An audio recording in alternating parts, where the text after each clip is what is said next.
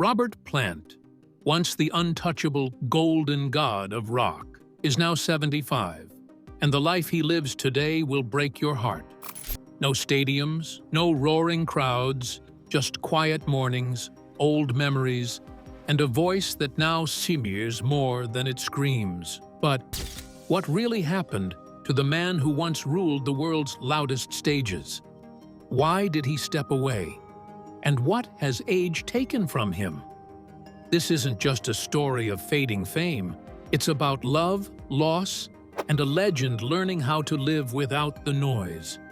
Stick around, because the truth behind his silence is more powerful than any encore.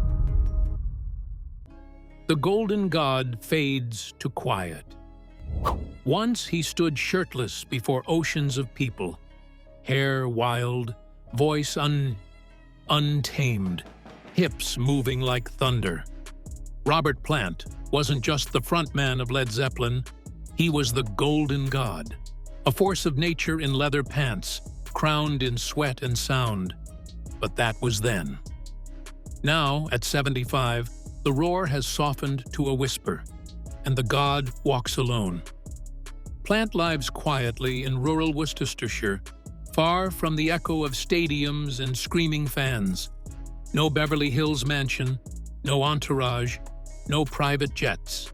Just a modest home nestled near the town where he first dreamed of rock and roll. His life today is slower. He takes walks, tends to his garden, visits pubs not as a rock star, but as a man. He once said, "I know who I was, but I don't know who I'm becoming." And that's the tragedy, at least to those who can't let go of the icon he once was, to those who remember the lion-maned frontman who held arenas hostage with nothing more than a howl. But Plant has chosen seclusion over spectacle, peace over legacy, reflection over reinvention. He no longer chases immortality. He simply lives. And if that feels sad, maybe it's because legends aren't supposed to grow old. But Robert Plant has. And yet, his story is far from over. From black country to global thunder. Before the myth, before the madness, before Stairway to Heaven lit the world on fire, there was just a boy. Born August 20th, 1948, in West Bromwich, England. Raised in the industrial shadows of the black country, where steel met sky and dreams felt small. But Robert Plant didn't want small. He was obsessed with Elvis, obsessed with the blues. Skip James, Robert Johnson, Willie Dixon. He'd sit by the record player for hours, mimicking the sounds of Mississippi through a British tongue. He left grammar school early, drifted through odd jobs, laying asphalt, selling clothes, stocking shelves, anything to keep the music going. Then came the connection that changed everything. John Bonham, a powerhouse drummer from nearby Redditch. Together, they gigged in small bands, never imagining how massive the stage would one day become. They weren't chasing fame, they were chasing feeling. Plant once recalled, "It wasn't about getting rich, it was about getting free." He played wherever he could, dirty pubs, crowded halls, rooms thick with smoke and static. His hair grew longer, his voice grew louder, and his hunger for sound turned into something elemental. He wasn't born a golden god, he earned it. And soon, lightning would strike. The birth of Zeppelin, lightning in a bottle.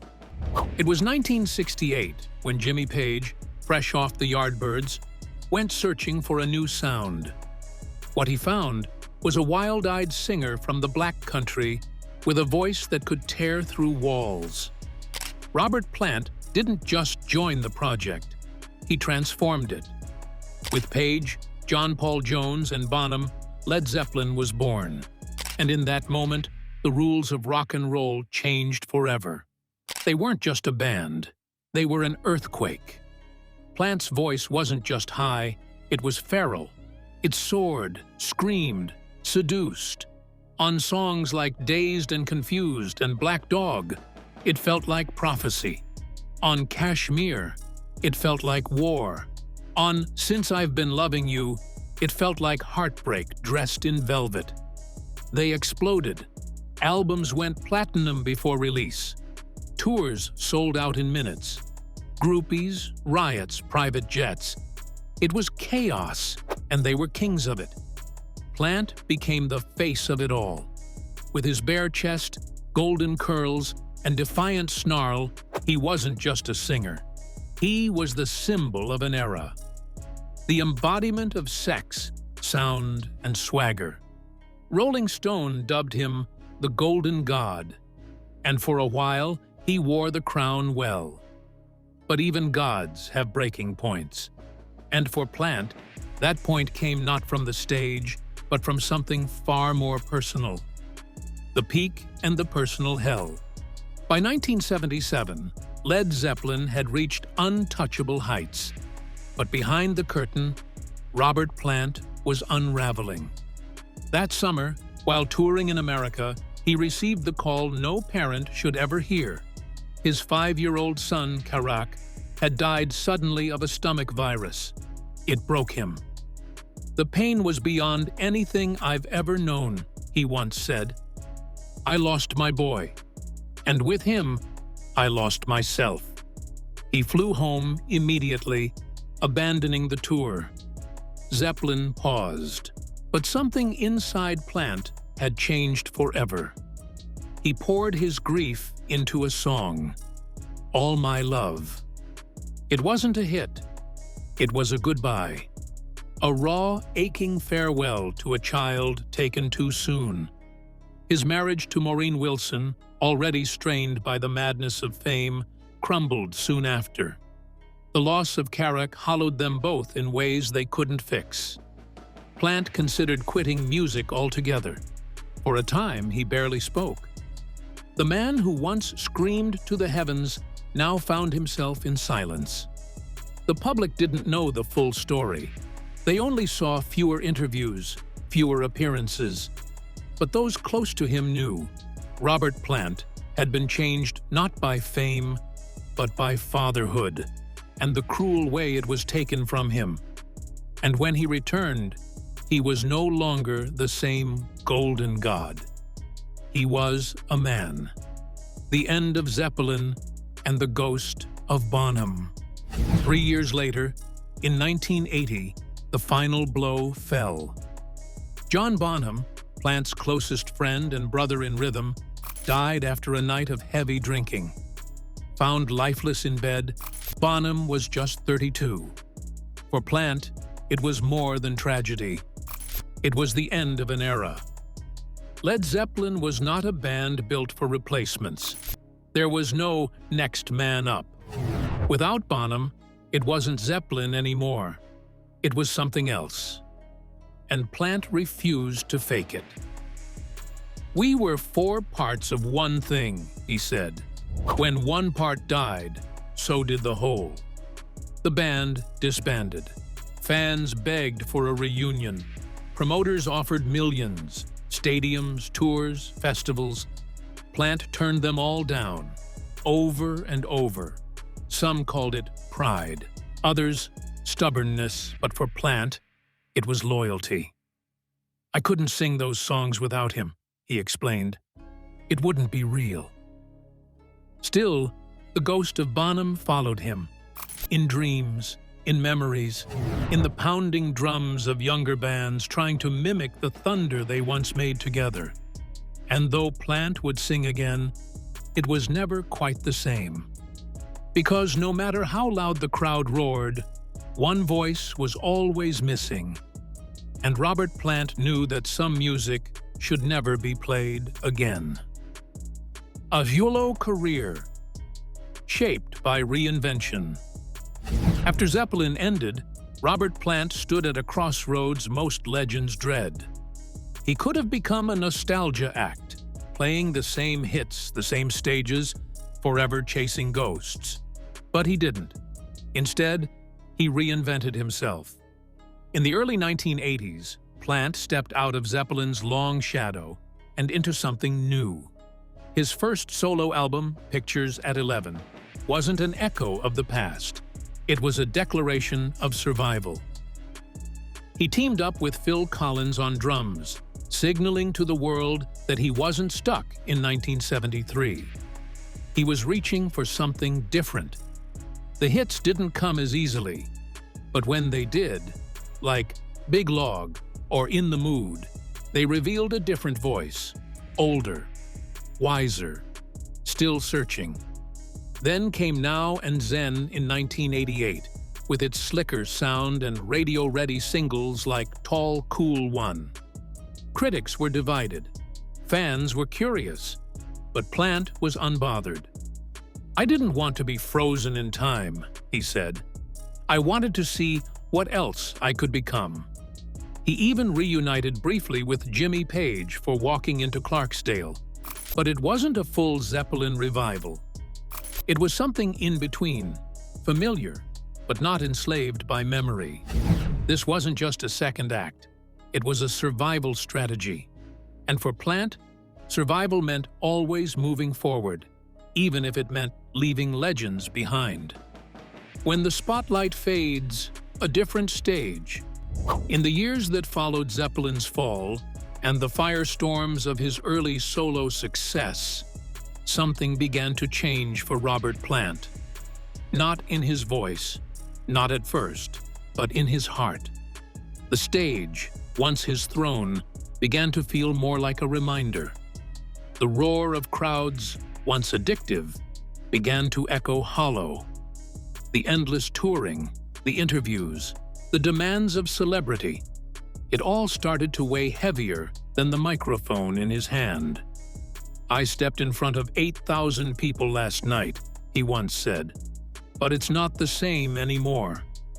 There wasn't bitterness in his voice, just honesty. The fire hadn't gone out. It had simply dimmed into something quieter, more contained, not gone, just different. Where once he sang like a man possessed, now he sang like a man reflecting.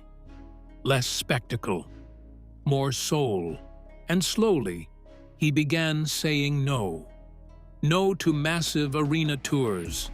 No to festival headlines that promised millions. No to Zeppelin reunion offers that could have made him richer than ever. He wasn't trying to relive the past. He was trying to redefine the present. Instead, he turned toward smaller venues, churches, folk halls, local stages where there were no jumbotrons, just people and sound. He gave talks at heritage centers. He helped fund music programs for underprivileged kids in the Black Country. He donated to local arts projects, often without public credit. The man who once stood before 100,000 at Nebworth was now slipping into pubs unannounced, just to jam with the house band, sip a pint, and disappear before anyone realized who he was. And when asked why he wasn't chasing the spotlight anymore, his answer was disarmingly simple. "I've had my time. Now I want to live."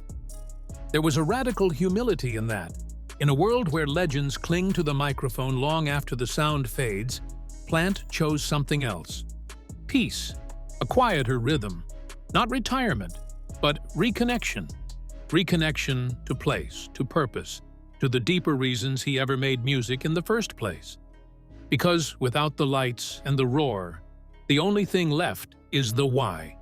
And Plant had found his again. But peace doesn't mean disappearance. It just meant moving differently, singing when it felt right, creating without expectations, performing not to be seen, but to feel. And for a while, that was enough. Until one unexpected voice, soft, bluegrass-tinged and half a world away, would call him back into the studio and onto a different kind of stage. Because just when Plant had learned to live without the spotlight, it found him again. Only this time, it sounded like harmony. Plant and Krauss, a gentle reawakening. In 2007, Robert Plant did something no one expected. He didn't return to Zeppelin. He didn't go solo again. He made a record with bluegrass icon Alison Krauss. Raising Sand wasn't just a departure. It was a revelation. A smoky, soulful collection of Americana, country, and roots that felt more like a whisper than a scream. And it won 5 Grammy Awards, including Album of the Year. Their harmonies were soft, haunting, and aching with the kind of wisdom that only comes from lives lived deeply. For Plant, it was a rebirth. "Alison taught me about space," he said, "how to let the music breathe." It wasn't bombastic. It wasn't stadium-ready. It was something else entirely. Beautiful in its restraint, powerful in its intimacy. 14 years later, in 2021, they reunited for Raise the Roof, proving that their bond wasn't a one-off, it was a quiet musical revolution. Together, they created a space where Plant could still be legendary, just without the need to be loud. It was less about rock and more about redemption. Less fire, more soul. And though it surprised his old fans, it brought something rare in aging rock stars: grace. The home in Shatterford. Not what you'd expect. You might imagine Robert Plant living in some sprawling English manor, or maybe tucked away in the Hollywood Hills, surrounded by gold records and vintage guitars. But you'd be wrong. Plant still lives near where he grew up, in a modest house in Shatterford, Worcestershire. Not because he has to, but because he wants to. There's no gated mansion, no security guards, just winding roads, greenery, and quiet. His neighbors don't see a rock god. They see Robert, the man who stops by the pub, supports the local charity drive, and cheers at the football matches. He keeps photos of his kids and grandkids on his walls. Books on folklore and music fill his shelves. He walks without being followed. Shops without being asked for selfies. He helped save a local venue from shutting down. Donated to COVID relief efforts in the early days of the pandemic.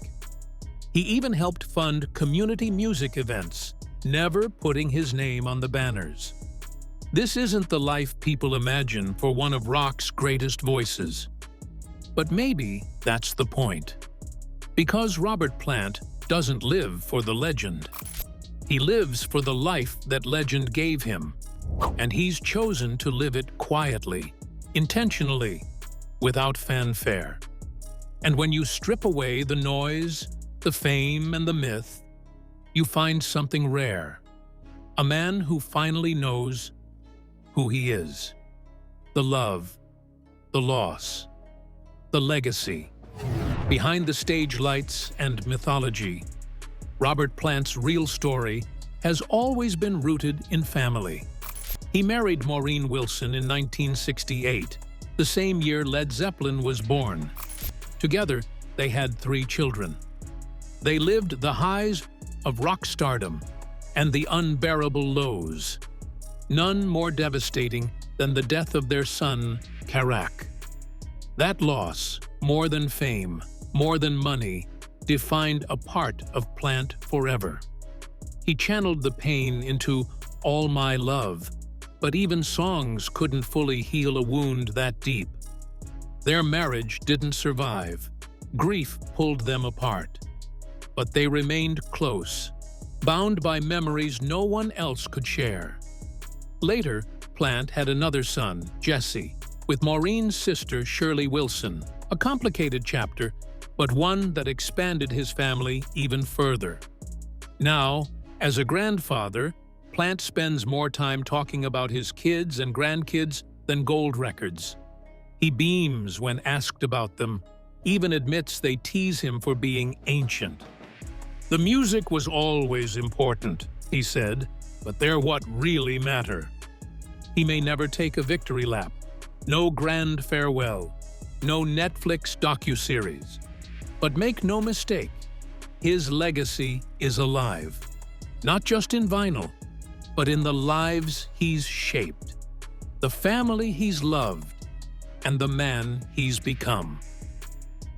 A body that carried sound, now weighed by years. Time touches even the titans. The Robert Plant, who once leapt across the stage like a man possessed, bare-chested, golden curls flying, voice splitting through the sky like lightning, now walks slower, softer, a little more hunched from the weight of years, of memories, of music. His hair is no longer fire blonde, but silver. His eyes, once burning with youth and rebellion, now hold something deeper. Wisdom, perhaps. Loss. Or maybe just the quiet understanding that everything loud eventually softens. But listen closely, and the spark is still there. That ember, that flicker of something eternal beneath the surface. The scream that once rattled the rafters has grown into something huskier, more fragile, but also more soulful. He doesn't belt the way he used to. He doesn't need to. Because now, every word he sings carries not just melody, but meaning. "There's something about age," he once said. "You trade range for truth. I used to soar. Now I let the words sink in." That shift isn't failure. It's evolution. A voice tempered by time, made powerful not by volume, but by vulnerability. On stage now, he doesn't strut. He stands still. He lets the music breathe, lets it come to him. It's less spectacle and more spirit, and that's what makes it beautiful. Plant has said that he feels the audience has aged with him. The roar is different. Softer, yes, but somehow more intimate. More reverent. "The energy is different now," he said. "It's not about frenzy, it's about connection. Yet there is a quiet sadness in that. Watching your generation fade. Feeling the echoes of old bandmates, old venues, old glories.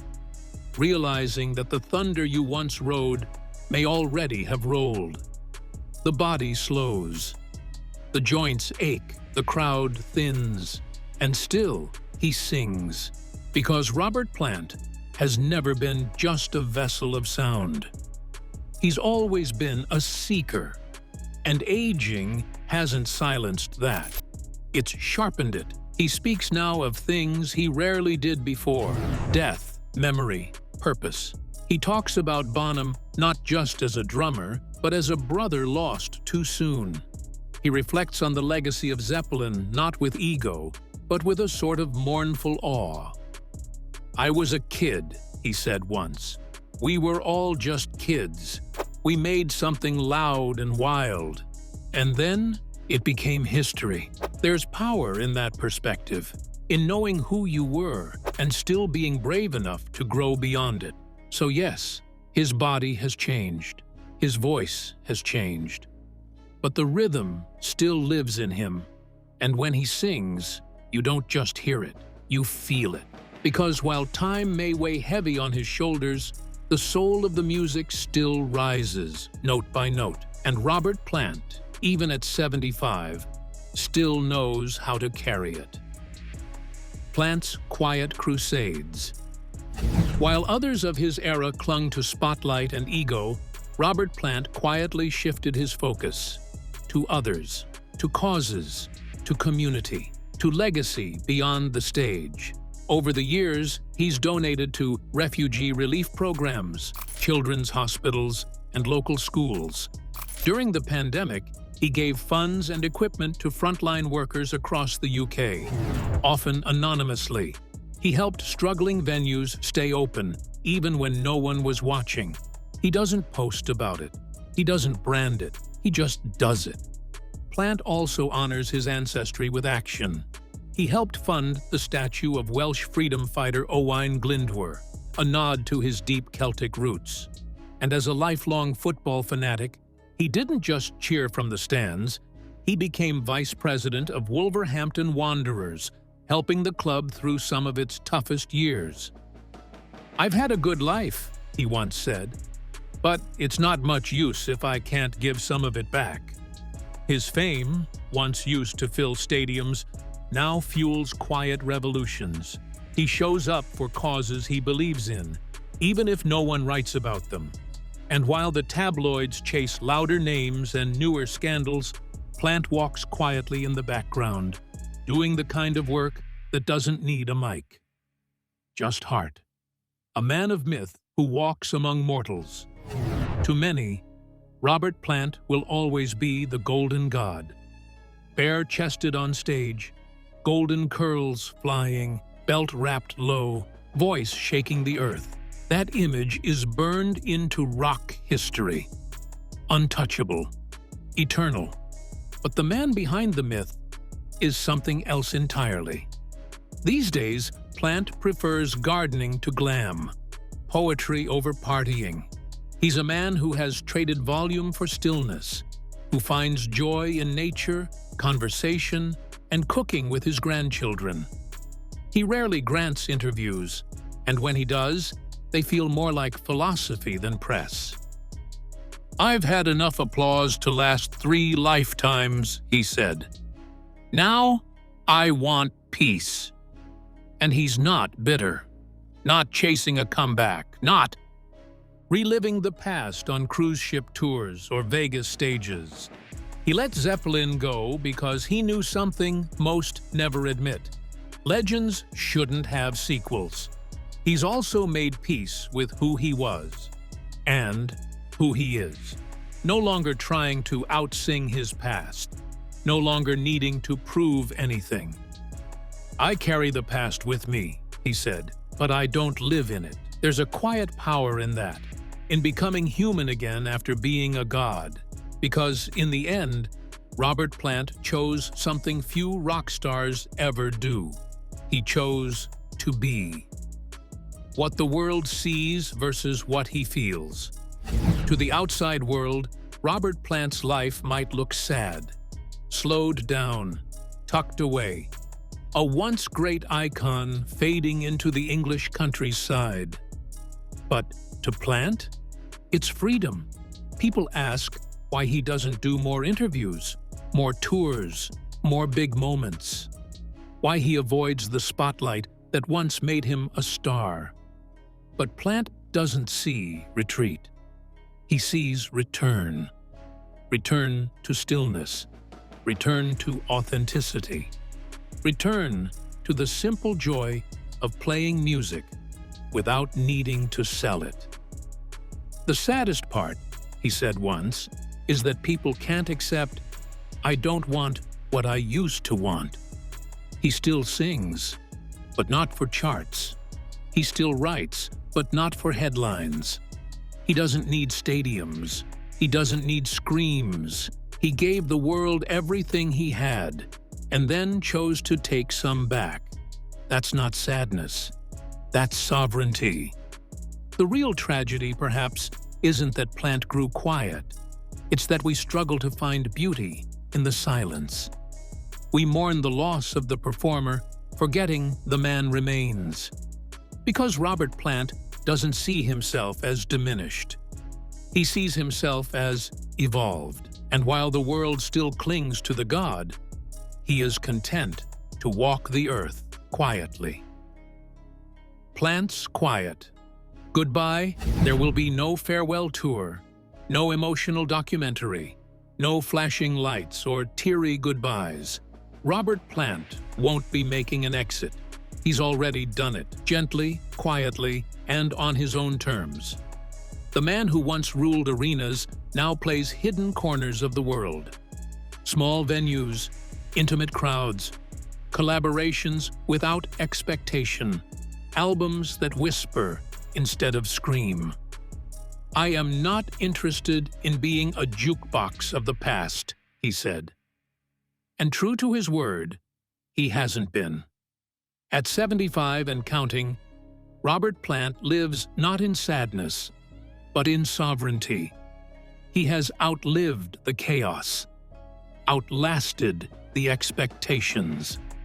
He is still here, not as a rock god, but as a man, no longer shouting to be heard, no longer running from ghosts, no longer chasing glory.